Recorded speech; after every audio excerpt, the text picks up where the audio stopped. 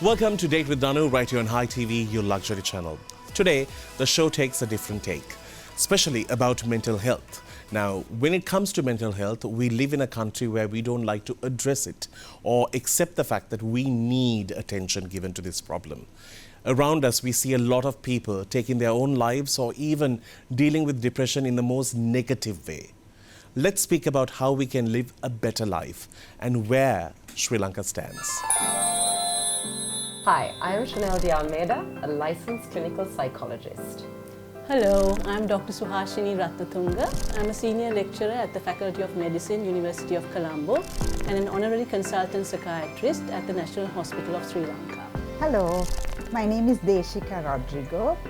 I'm a certified leadership coach and a women's motivational speaker, as well as an HR consultant.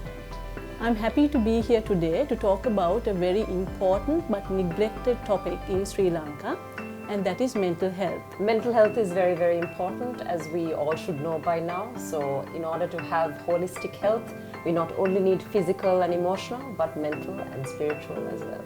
I'm excited to be here on a date with Danu to talk about mental health, and I'm particularly interested in talking about women and about their mental health, prevention of intimate partner violence, and how we can actually work together to prevent this from happening. Welcome to the show, and today I'm going to introduce the three ladies I have here who are going to give us an inside scoop to what mental health is all about.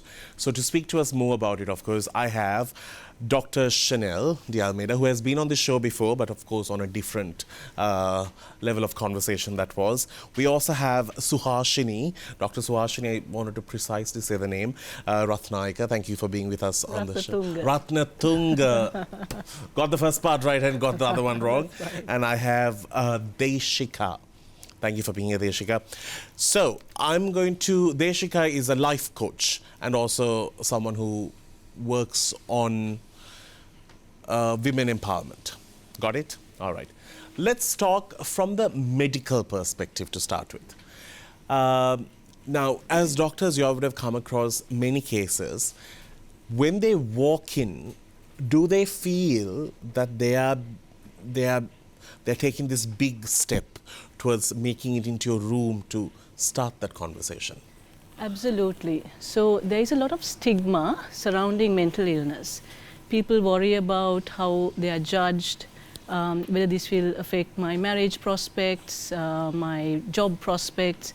And I can feel it even when my patients are sitting outside. They are a bit they're worried that others might judge them just by sitting outside my channeling room or my consultation room. So that is the stigma associated with mental illness. This stigma is what which affects the disease burden in our country. As a result of stigma, people are unwilling to come forward and seek help.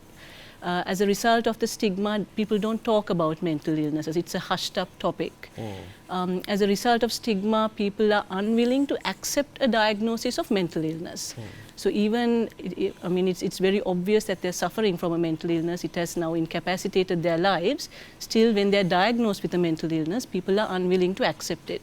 When a person is unwilling to accept that they have a mental illness, or even if the family members are unwilling to accept their loved ones have a mental illness, then they don't go ahead with treatment. They don't go ahead with a management plan. So they're unwilling to take treatment, probably get admitted to hospital, and attend follow-up sessions.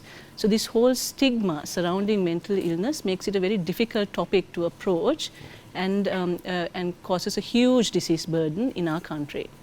This term pisu is something that we always like to stay away from. It has been used as a joke. They say, what a pisu has become a statement that is used so freely today. But this word pisu, when it's actually used at the right place, it becomes something that people don't want to associate with. But if you do take terms like, angodata yamu, we say these kind of things not knowing that these are actually some people's reality.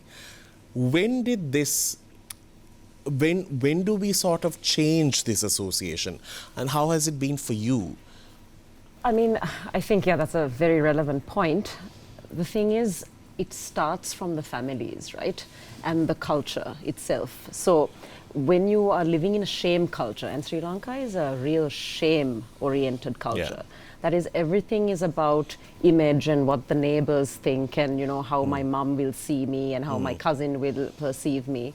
So everything has to do with this facade that everyone's putting up, because it's all about keeping up with the Joneses, and that's a cultural thing, right? So as clinicians, it's really difficult at first, because what you're getting is somebody who's going against the cultural self versus their authentic self. So their authentic self is who they really are.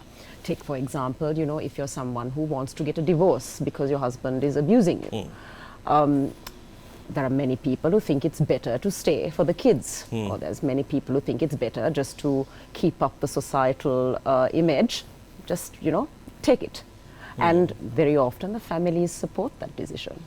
And then what is left is this really difficult power struggle between us empowering our client, right, or patient, versus, not, letting them get pushed into that edge where, they get ostracized by their families, their friends, and society. Correct. And I think the victims of that becomes the children, or the people who are in that toxic environment, not willingly or not wanting to be there, but it end up carrying a bigger burden, and eventually they become more crippled in the society. Exactly. Yeah. Now, considering the fact that this is from a doctor's point of view, I want to speak to someone who is from the life point of view, where we might be able to talk about problems, or even live a good life, but we might not have the balance in it. What would you say is the fundamental issue for people to not have a balanced life? Honestly, Danu, I think it's more of an issue for women, the balance factor, because women do carry the lion's share of the responsibility, especially working women who have home, work, and themselves to look after.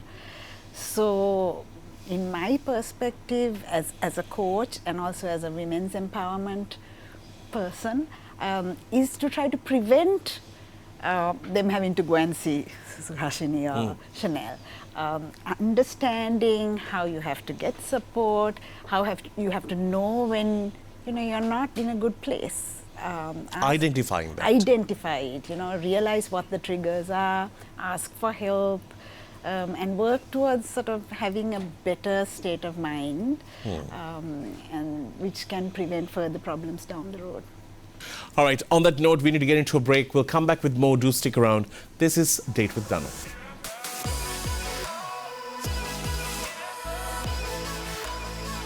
Welcome back to the show. I would like to follow up on that particular question to Dr. Suhashini, got it right? About this, when she spoke specifically about women, is there a rise for women in terms of mental health?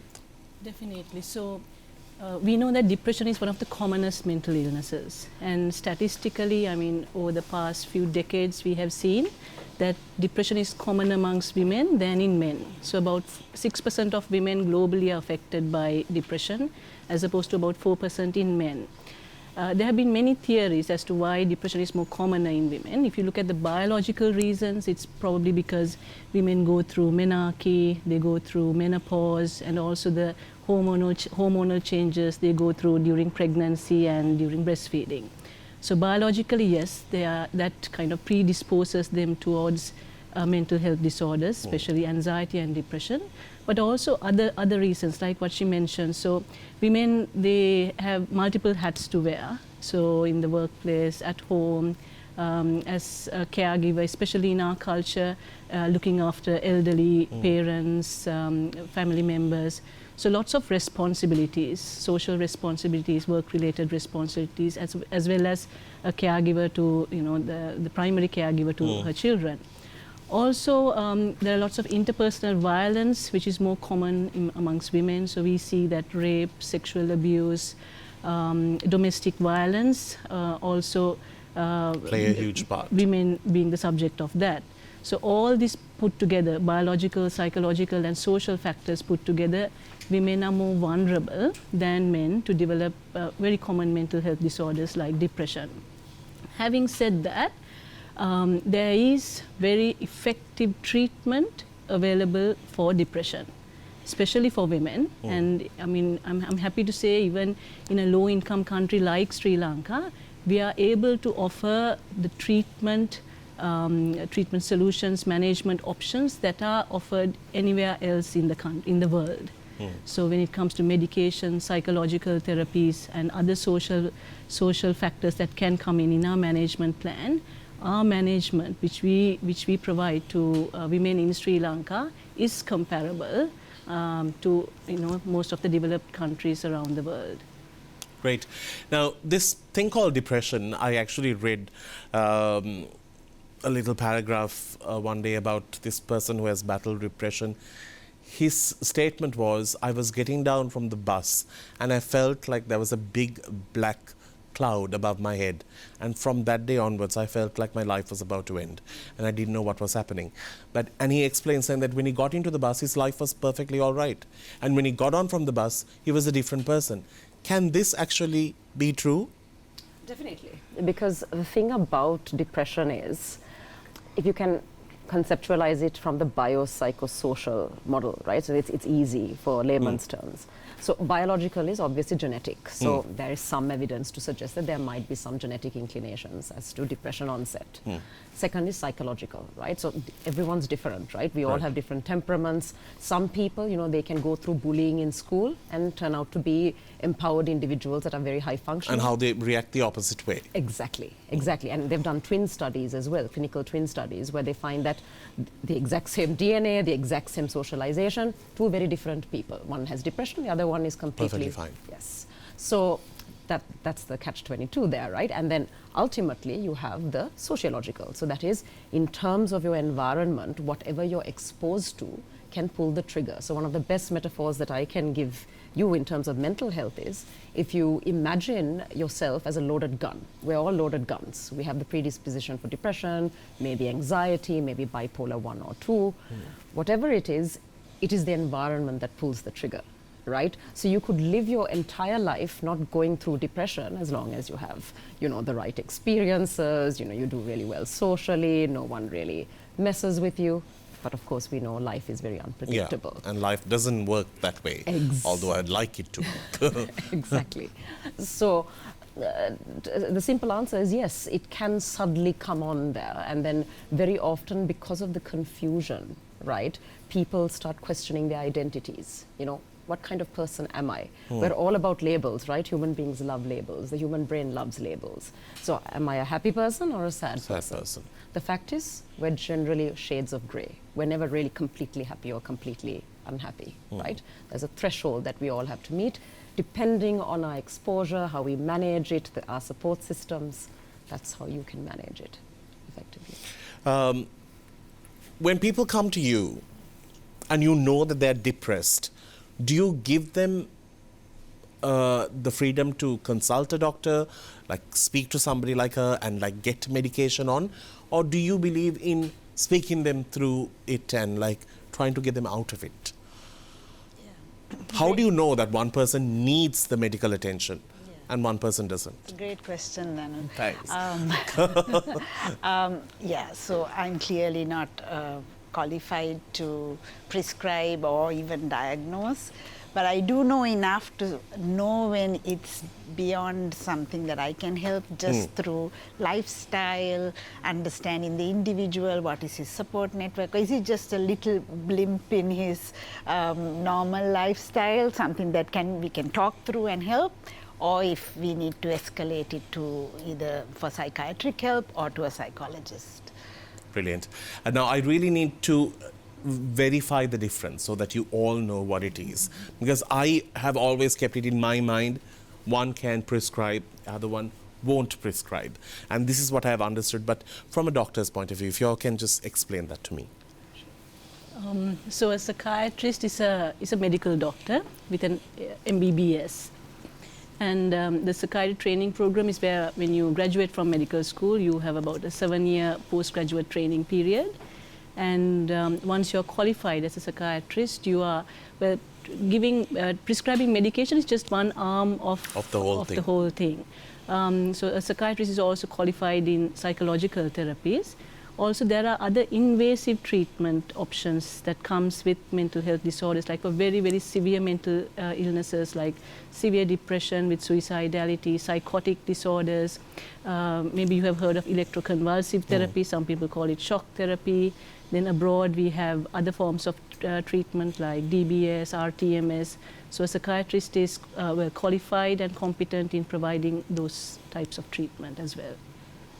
All right. So as a psychologist, we generally go through clinical training as well as a doctorate. We call it the PsyD, psychological doctorate, right? So there you need to be supervised by a clinical psychologist or a clinician. You can also do social work, and then what you do is you get exposure in terms of your specialization, and you have to choose a model. So for example, my model is cognitive behavioral therapy, right? Right. That is to do with neurological pathways, restructuring them and managing interventions, right? You can also do drugs and behavior and, the chemistry, the drug whole pharmacology angle as well. But generally in the US, where I was trained, they're very strict, right? So you have to go through a very specific training. If you really want to prescribe, then you have to know the exact class of drugs that you're trained in prescribing, and so on and so forth. Brilliant. Just wanted to get an insight to it. We're getting into a break. When we do come back on the other side, in our country, and maybe countries who come from the South Asian side of it, we sort of interconnect religion and behavior together. And how does that take a part in all of this when we do come back? Welcome back to the show. A significant thing that we see is, they always say, oh, she could be possessed or he could be possessed. Like these kind of terms are used, and we tend to believe it, and we sort of go behind somebody who can take it out, or we try to do all types of things. And this is a practice that we have. But where does science and this kind of belief sort of come to a clashing point? And have you all had situations where people have come saying, we have done everything and it has not worked, and whereas it's a simple problem, they're having a bit of an imbalance? Okay, so there are different types of mental health disorders, and probably something what you're referring to is what we call psychotic disorders, where people believe that their neighbors are plotting to kill them, or they have now this supernatural power where they can heal the rest of the world, or they hear voices of God giving them commands. So here there is a definite neurochemical imbalance that is happening in the brain. Also, there are certain substances like cannabis, cocaine, most of the club drugs that can also cause psychotic-like symptoms, psychotic symptoms. So this is a very serious condition, and this has to be diagnosed early and treated early. So this comes in the spectrum of psychotic disorders. So your schizophrenia, delusional disorders, substance-induced psychotic disorders all come under this category of symptoms. So this has to be taken very seriously, and it has to be treated medically. No exorcism or psychological therapies will help in that, because there is, if you do certain scans, which we don't do in Sri Lanka, but available at a research level, you will see problems in the brain, which have to be handled medically with medication. But how do you sort of win the argument that the public or the society will have, saying that, no, this could be a miracle, this could be a blessing, this could be some kind of a supernatural power that this child is born with, and why are you putting science over it and killing it? How do you all handle such? I mean, if I may, I think the way I like to approach it is you have to first meet the situation with the client's perspective, right? So for example, we acknowledge God exists, God is very important to you, you believe this is satanic possession. Okay, what would God want you to do in this situation? Right. In a way, a psychologist, a psychiatrist, a coach is doing God's work, right? And so they would use that angle to say, help us to help your child. So literally you are counseling the whole community there. Exactly. And making them understand that, they could live a better life. 100%. Yeah. And is it true that, this, also we talk about depression and we're like, this before all the labels start, it's a small chemical imbalance. Is that what it is? Yes. So there are different degrees of depression. So there is mild, moderate, and severe.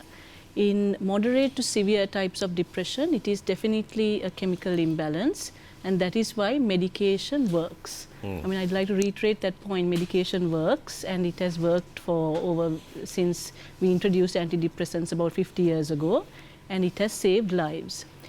In mild depression, medication is not the first line, because when it comes to probably mild to moderate depression, psychological therapies play a better role, and psychological therapies have been found to be very, very effective. Okay. But definitely in severe depression, I mean, for a patient to be able to engage with a psychologist, their attention, concentration, cognitive functions have to be to a certain extent normal. Otherwise, they won't be able to engage with the psychologist. So in severe depression, you can't engage with a psychologist because of severe impairment and because of these deranged neurochemicals in the brain. So that is why we advocate that you have to take medication, and once you get better, definitely the psychologist can play a huge role in maintaining remission. Now, to you, I'm sure when clients walk into your area of practice, do you feel like they have come willingly, or somebody has told them, go, you have to go? What, in terms of ratio, where does it stand more? Self-understanding or being sort of forced to? About 80% of my clients are sent to me by their organization. I have about 20% who come willingly because they feel they need to grow. It's not necessarily because of a problem, but the challenge as a coach for me, Danu, is to make sure even those who come feeling, my gosh, I've done something wrong, or I really don't want to do this, is to convince the client that really there is a lot to gain here, and this is an organization willing to invest in you, in your coaching. It's a good thing, and so you need to make use of it, and that there is actually a tangible benefit for you by doing it. Yeah. Is it in South Asia where we still have this stigma, whereas in Hollywood everyone wants to put out, the US it's just trendy to be in a home somewhere, or like meet a stranger. Yes, or like called a bit mad is a cool thing to be. Everyone is forever admitted in a clinic due to depression. Everyone is going through it. When your song is about to fail, you just quickly run into something. The Western culture is quite different about this. Yes. Oh, that being said, there's still some stigma.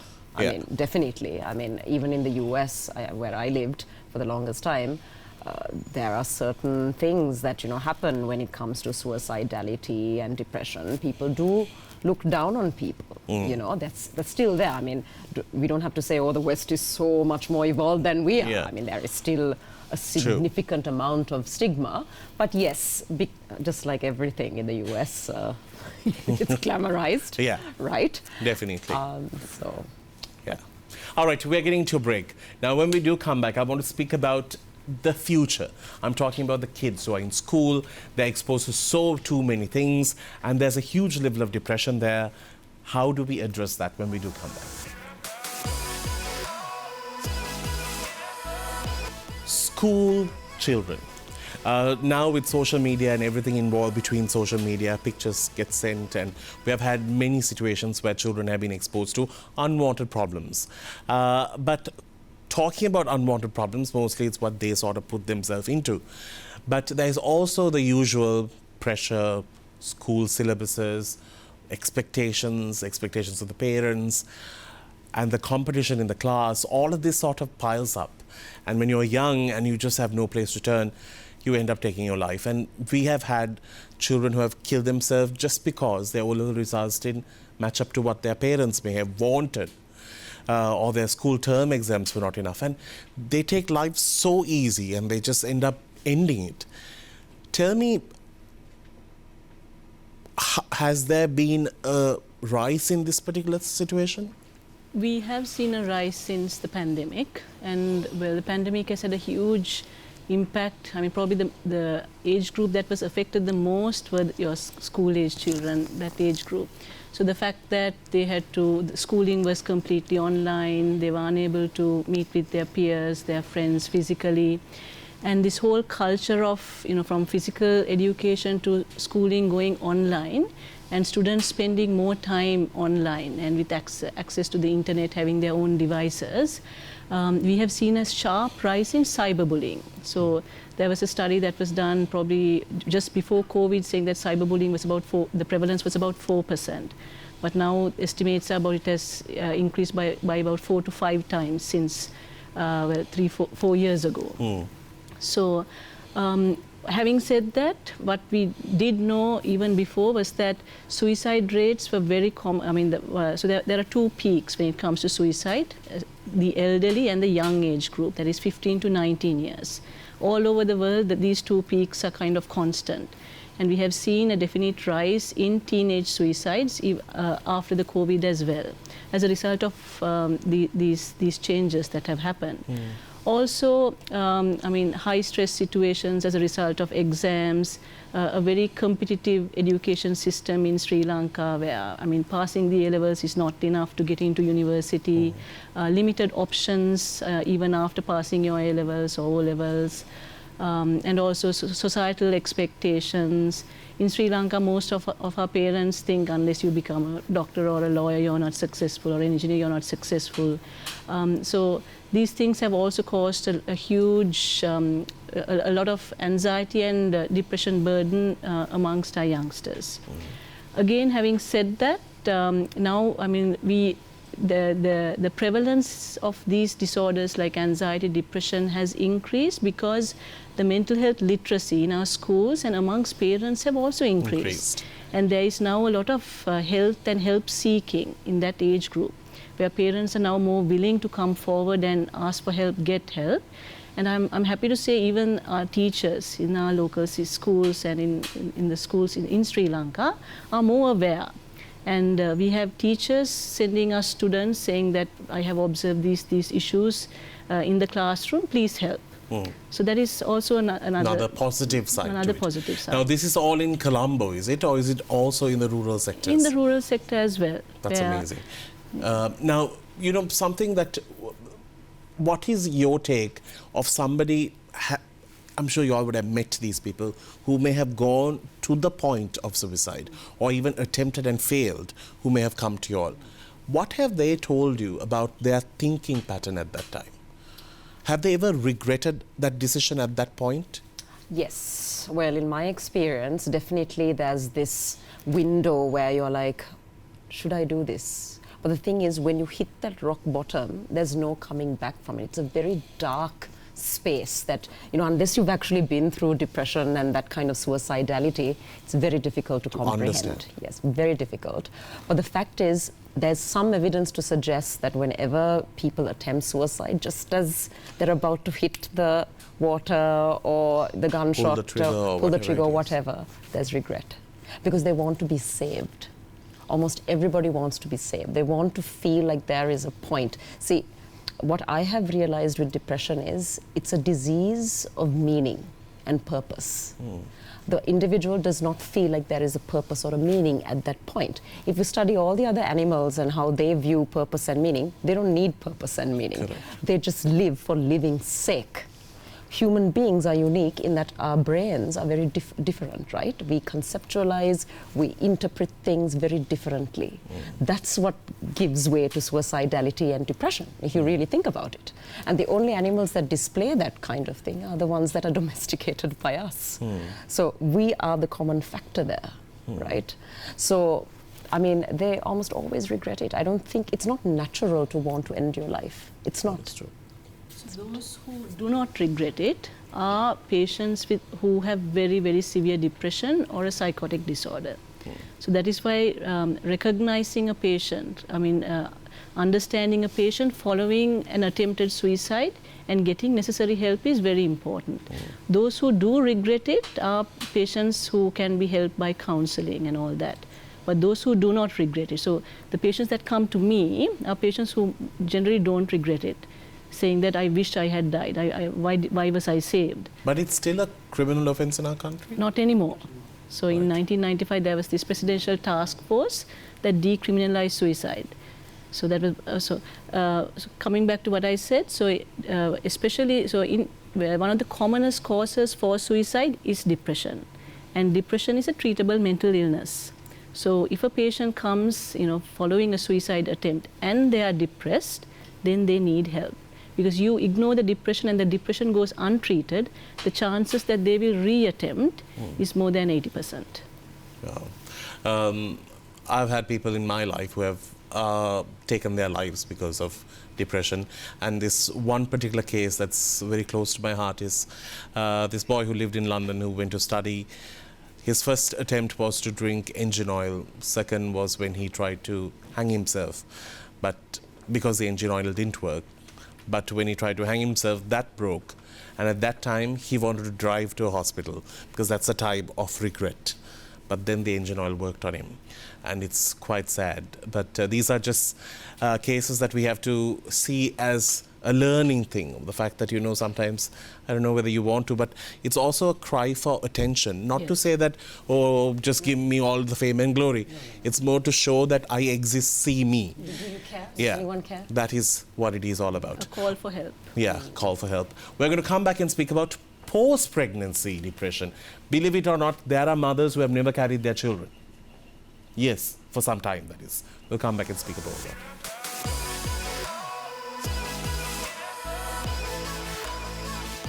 I'm sure if you have had a friend, or even you, when you gave birth, did you feel like an empty vessel? Did you feel like, oh, I'm just a product that was created to create another product and nobody cares about me? These are statements I've heard, and believe it or not, I had a radio host who got pregnant who was doing the show with me, not because of me, but with me, and she went through her timeline with me, and I'm telling you, I have gone through all her mood swings, and I have been there for her.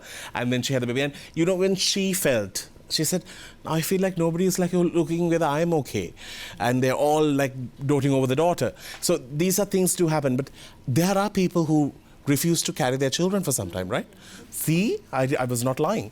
Tell me, have they come to you? New mums?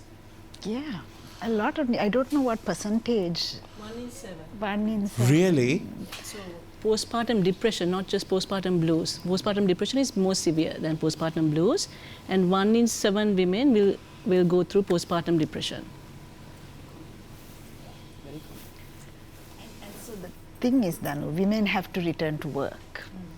And if they still, hormones circulate in your body for a while after giving birth, so we really, I feel, need to raise awareness that these are probably lactating moms who have given birth recently, and they're not going to be functioning at exactly the same level they did before. So there needs to be more tolerance, more understanding, more acceptance, which I don't see. And I do see people, and also to make matters worse, very often when women, not very often, but it happens, when women come back to work, their job scope has changed, or their jobs have even gone away sometimes. I've seen this firsthand. And that leads into depression. Yes. And they have to take that emotion off from somewhere, then either the household is suffering or they're suffocating themselves with it. Exactly. It's just an unwanted, unhealthy circle. Wanted to speak to you about this 1 in 7 mums. When does that sort of change for the mother? Okay, so postpartum blues are very common. I think it's about 50% of mums will experience that. And that is just feeling very overwhelmed, feeling a bit worried, scared, a bit of sleeplessness, which will disappear, go away in about 2 weeks' time. Postpartum depression is a clinical disorder where you have all the symptoms of depression, any other depressive disorder, during the postpartum period. This is a very serious condition because it can affect the health of the mother. Yeah, if untreated, it can even go towards suicide. If untreated, it can transform into psychotic symptoms where you might have worries about your baby, and it can lead to infanticide. We have had a few cases in Sri Lanka, and you must have heard some cases abroad where what does that mean? The mother kills their own child. And also, it also affects the bond between the mother and the child. As a result, the mother might not breastfeed the child, might not attend to the child. So there are lots of complications that kind of ripple from the Is it a diagnosis. common thing in Sri Lanka? So same statistics, 1 in 7. So again, I'm happy to say in our system, the public health midwives in the community play a huge role, where they visit homes of newborn mothers and they are trained in recognizing postpartum depression. And so they physically go to their homes and, you know, look after the well-being of the baby and the mother. And if they do detect or if they suspect depression in the mother, these mothers are referred to us. And again, in Sri Lanka, we have very effective treatment for postpartum depression. And the sooner you treat, rather than this watch and wait policy, rather than this watch and wait policy, a proactive management plan that is set in place works very well. I think the stigma must be way more there. Absolutely, because there is a lot of, yes, there is a lot of self-stigma. Wow, there is this bundle of joy. I'm supposed to feel happy. I'm supposed to be happy, but why am I not feeling happy?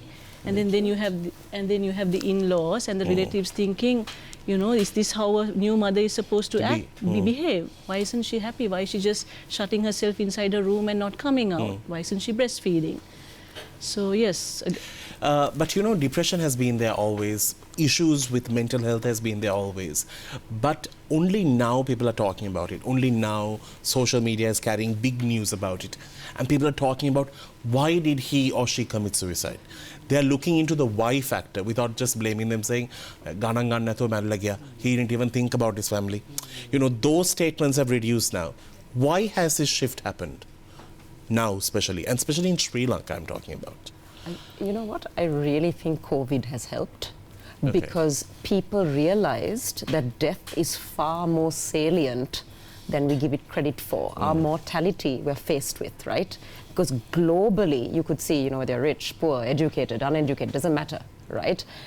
Human beings are vulnerable, right? And then a lot of people now can see that people that they love are victims of depression, anxiety, and body image issues and all of this, right? So I think as a culture, we're starting to recognize, you know what? None of us are exempt from this.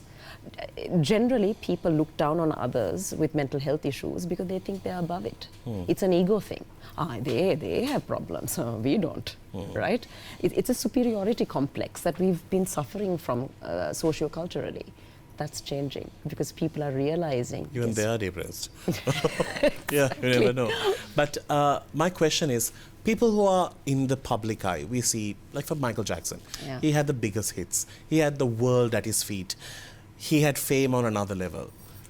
Princess Diana, all of these cases. But behind that social persona that they put up together, hi, how are you, wave, they're completely broken. Can we see from the outside a person who is depressed? Yes.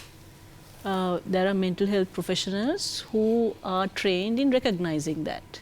So you might come to me smiling, but there is a science behind it, and that science is able to detect and treat mental health disorders. So what is important is that people are directed towards the correct person, towards mental health professionals, so that they are able to seek and get the necessary the correct help. Not just, counseling helps to a certain extent for certain disorders, but counseling is not going to help when it comes to major mental health disorders, and there are professionals for that. So as long as you direct a known person with a mental health condition to the correct person, then yes, there is help, and there is a science behind it. Final question. Where do you see Sri Lanka's mental health standard? How many people are currently affected? We have gone through the war, we have gone through the tsunami, we have gone through the 2019 bomb, we have gone through COVID, we have gone through riots, all of this. I think if we were the US, they'd be like, put all 22 million for permanent solution of, therapy. But we don't have time for that. We have always moved, even like I lived through the war, I saw people die in front of me, I've seen guns kept at people's head. So somebody like me in the US, we're ideal candidate to put into like a home. But tell me, but here we don't have time for that because I'll be poor in a home. We're just starving and eating the cement. But tell me, where do we stand? if you look at the mental health statistics, we are very comparable to the global statistics all over the world. And when it comes to major mental health disorders like schizophrenia, countries like India, Sri Lanka, the prognosis is better. Because probably the family support and the fact that in the West, if you're ill, you can stay at home and the state will support you. But here you're compelled to work. If you don't work, you will die. You will go hungry and die. But here, I mean, even with a mental illness, you are supposed to go to work. And in certain disorders, that can also be very therapeutic. Right. They find the comfort there. They comfort there, and it's also good for your mind and body to be able to engage in some structured work. But we are slowly seeing an increase in substance use disorders in Sri Lanka. We are seeing a rise in child and adolescent mental health disorders in Sri Lanka. But we also have qualified, trained professionals in Sri Lanka who are able to kind of support and recognize these people. So the future is not all that bleak. And you were mentioning about the tsunami, riots. I mean, again, going through all this, a civil war, we have also come out as a very resilient nation. And I mean, to a certain extent, a very productive nation. So probably there is that resilient gene in us, which is kind of where we do not, I mean, our suicide rates are quite high still. But I mean, there has been a drastic drop from 1995 to now, where it was around 35 per 100,000 suicides during that time, but now it's about 15 per 100,000. I mean, we can't be happy about it, but there is an improvement. Yes. I have to say, though, I see with my clients who are working professionals, both men and women, that there is definitely an increase in the level of mental wellness because of everything that's going on around us, you know. So it's not just post-COVID, but it's what we are facing right now. So my children, is there a future for my children? How do I even make ends meet with all the added burdens? So it's, I mean, it wouldn't be a clinical depression situation, but people's mental health is suffering. It has all to do with the dollar rate. It is a dollar rate related issue. Anyway, on that note, we need to wrap things up. Thank you so very much for being here. Wanted to give an insight to mental health and not ignore it. It is a topic that needs to be spoken about. Thank you for being here, and thanks for sharing your knowledge. End of the day, do not judge a book by its cover. There could be actions, there could be reactions a person could give, and these could actually come from a dark, painful, or even a broken place in life. So give them that margin and try to act around it. That will be very much appreciated. If you have any type of issues that you face, or even you have people around you who need help, please recommend them to the closest place that they can go talk and find help. On that note, we need to wrap things up. Thank you for joining us on Date with Danu.